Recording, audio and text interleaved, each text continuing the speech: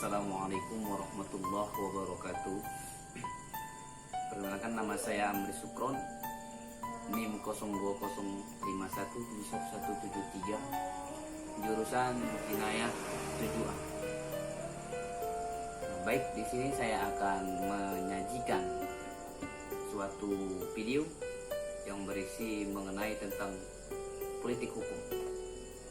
Di sini saya ambil judulnya yaitu kepentingan politik memberhanguskan hukum. Untuk selanjutnya kita mengupas semua sesuatunya itu, mari kita mengucapkan lafaz basmalah. Bismillahirrahmanirrahim. Baiklah, sebelum kita masuki isinya, ada pula kita harus mengerti itu apa itu politik hukum. Baik, saya akan menjelaskan. Politik hukum adalah kebijakan penyelenggara yang bersifat mendasar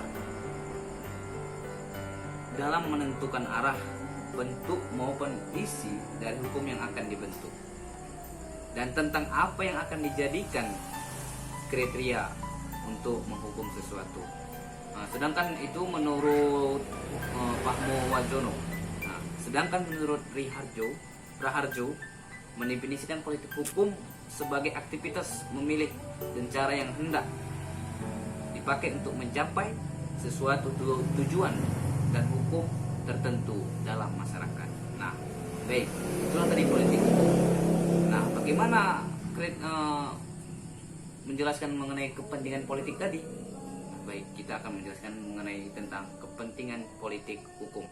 Nah, tadi kepentingan politik yang berhanguskan. Kita sudah tahu penjelasan dari politik hukum tadi. Jadi kok bisa itu menghanguskan? Jadi campur tangan politik dalam proses hukum telah memasuki tatanan demokrasi. Saat itu berbagai kasus penyelenggaraan HAM kerap terjadi bagaikan sesuatu yang diilegalkan. Nah, itulah yang bisa merusakkan hukum tadi karena adanya politik. Baik, ketika reformasi berhembus, justru elit politik berusaha mengintervensi hukum demi kepentingan politik. Kedaulatan rakyat sebagai mainstream aspek penting dalam menegakkan reformasi merupakan jiwa yang menyemangati lahirnya era baru menuju pemerintahan yang bersih. Nah, itu tadi reformasi ketika masa Orde Baru. Tiupan angin reformasi yang berhembus di negeri ini membawa perubahan besar yang sangat signifikan di bidang politik. Pemerintah dibangun atas kekuasaan rakyat yang bertujuan untuk mensejahterakan rakyat. Namun, saat ini terkesan cita-cita reformasi sudah pudar, jauh dari tujuan yang telah disepakati. Kenapa dari itu? Karena partai politik menciptakan malapetaka bagi rakyat. Ada satu tesis menarik, bahwa saat politik menjadi panglima, maka korupsi akan merajalela. Tesis itu terbukti saat ini, di mana korupsi terjadi hampir di semua ini di negara ini, baik eksekutif, legislatif, dan yudikatif, itu semua korupsi. Nah, disitulah politik tadi. Kemudian idealnya di negara demokrasi ini, hukumlah yang harusnya menjadi panglima, sehingga hukum bisa menjadi pemandu bagi jalannya politik. Namun hal ini belum terwujud. Kenapa? Lalu apa yang bisa kita lakukan untuk mengakhiri era korupsi dan politik panglima? Nah, baik, sebelumnya kita akan menjelaskan. Yang pertama, penyelewengan kekuasaan. Tumbangnya kekuasaan rezim Orde Baru membawa dampak perubahan menonjol ditandai dengan adanya tuntutan tata kelola kepentingan yang baik atau good governance yang masyarakatnya ditetapkan prinsip-prinsip akuntabilitas, transparansi, dan partisipasi masyarakat dalam setiap proses kebijakan politik. Namun saat ini masyarakat yang harusnya menjadi panutan rakyat justru menjadi hujatan rakyat. Dari penyelenggara negara tingkat pusat hingga daerah, penegak hukum baik kepolisian maupun pengadilan sampai politisi yang tergabung dalam wakil rakyat di negeri ini berbondong-bondong berurusan dengan hukum. Anehnya nih, tak ada kejerahan, nggak ada rasa jerah bagi yang lain untuk mengakhiri perbuatan yang tidak bermoral. Apa itu korupsi? Emang susah kali untuk korupsi. Kenapa? Karena ada politik yang namanya politik. Baik, mengutip survei dilakukan Transparency International Indonesia atau TII mendapatkan hasil rakyat Indonesia berpendapat bahwa Parpol dan DPR merupakan lembaga yang sangat korup, maka wajar bila Parpol merupakan organisasi yang paling bertanggung jawab atas perilaku korupsi. Nah, tingkah laku dari elit politik ini sangat menunjukkan kebodohan yang ditunjukkan dirinya kepada rakyat. Kenapa? Kita masih teringat kasus di mana tuh ya? Dimenangkannya anggota oleh Pengadilan Negeri PN. Di situ di Jakarta Selatan terhadap 2 wakil ketua Komisi Pemberantasan Korupsi, yaitu Bibit Samad Rianto dan Chandra M. Hamzah. Nah, yang lagi viral-viralnya itu kemarin. Apa di situ dikatakan? Anggodo merupakan tersangka kasus penyuapan dan menghalangi penyelidikan kasus korupsi oleh KPK yang melibatkan saudaranya. Berdasarkan laporan yang disampaikan Indonesia Corruption Watch atau ICW mengenai berbagai kasus yang berhubungan dengan anggota dewan. Kasus ini diantara lain masalah pajak yang melibatkan Ketua Umum Golkar ARB dengan kasus engkut oleh Ketua Fraksi Golkar SN yang juga bersangkut paut dengan Ketua P Ansus, KTP Ansus atau IM, kasus yang melibatkan politisi dari PDIP yang menyeret nama ZEM di mana PPATK menemukan adanya 137 transfer valuta asing. Kasus ini fiktif yang dilakukan oleh inisiator panitia angket MIS. Nah, itu tadi kasusnya. Bagaimana hukum bisa tegak di negeri ini? Gitu. Jika wakil rakyatnya saja tidak mau menghormati hukum, apalagi rakyatnya gitu. Bahwasanya sebagai contoh tadi adalah pejabat-pejabat tinggi yang sebagai contoh kita, panutan kita. Tapi kenapa? Karena adanya politik. Baik.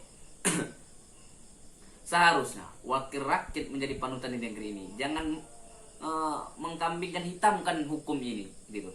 Demi sebuah pencitraan yang akhirnya bisa menyeretkan hati masyarakat semua.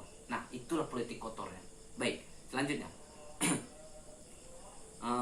Ada yang namanya tadi penyelenggaraan kekuasaan, penyelewengan kekuasaan. Yang kedua, hukum sebagai panglima.